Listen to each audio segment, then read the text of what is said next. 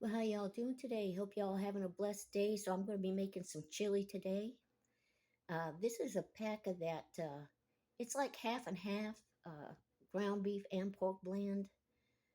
The beef in it is 80/20. I did mention this in other videos. These were $2.97 a pound. So yeah, I'm willing to try it for that. And top chefs say that the best meatloaf or meatballs are made with a 50/50 blend of pork and beef. So for $2.97 a roll, a pound, yeah, I I can do that. And so I've cut up my onions and my celery, and I picked up a can of chili beans mix. It does have some chili powder in there, not a lot, and some. I got some diced tomatoes going here. I'm going to be using garlic powder just a little bit because if I add too much, then it tastes more like spaghetti sauce to me than it does chili. Some onion powder. Uh, I got some smoked paprika. I like smoked paprika. Uh, and a lot of people make the mistake of not putting enough chili powder in their chili. And yeah, you gotta, I might even use that whole thing. It depends. I am making a small batch. So I got a little bit of olive oil going in here just to keep the meat from sticking. When my mother made chili, she made it in a huge pot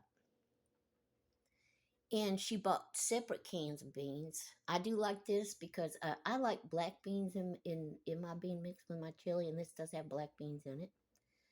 But she'd put everything in there raw, meat and everything, and that pot would go all day long. I mean, it was like, you'd be so hungry and it would just go all day long. But my parents were from the South. And even on the holidays, like Christmas and Thanksgiving, my mother would be up at the crack of dawn. She'd put everything on, and we'd eat about 2 or 3 o'clock. But when I got older, I was invited to a friend's house up north, and we had to be there early. And I thought that was very unusual. But see, up north, they have breakfast. They'll have a big breakfast before they'll have their dinner later on in the day, around 5 or 6. We always had it around 2 or 3. In the South, they don't do that. You don't have a big breakfast before you have a holiday dinner.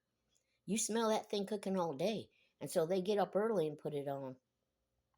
But yeah, you go around the house all day smelling that, without breakfast, and 2, 3 o'clock rolls around, you're hungry. So I was surprised by that, and I said, "Y'all eat breakfast before you have your holiday dinner?" And they explained to me that they had it later on, 5, 6 o'clock. And because I said to them, I said, "How do you eat in the morning and eat later on?" Well, we just do. That's what we do. So in the South, no, you don't get a big breakfast. Usually, traditionally, you don't get a big breakfast before you have a holiday dinner. And my mom would put a big old pot of chili on. And of course, my sisters and everything, they would come over and stuff. And it would cook all day. Everything would cook from scratch, raw, right into it being fully cooked. And so I'm going to go ahead and get this going, get my meat in the pot. All right, so I'm going to brown this meat up. And then I'm going to add my celery and my onions and cook them up some. Because I don't need for this to go all day. And if I cook this stuff up ahead of time, it'll simmer and stuff like that. And I'll have it a whole lot earlier than if I put, the meat in there raw. So I'm going to brown this up and add those vegetables and my seasonings, black pepper, a little bit of garlic powder, onion powder, the paprika. Then I'm going to add the diced tomatoes and let that simmer for a while and blend. And then I'm going to add my beans because I don't want them to overcook and fall apart. And yeah, then later on I'll add the chili powder and let it simmer some more. And that's how I throw my chili together. There's a lot of different ways to throw chili together, a lot of different ways to make it. Tex-Mex even has kernel corn in it. So, and I cook in batches. It's suggested that older people that are single cook in batches and find creative ways to have it, which I do. I've been making videos on that. It's considered a form of self-care to do that.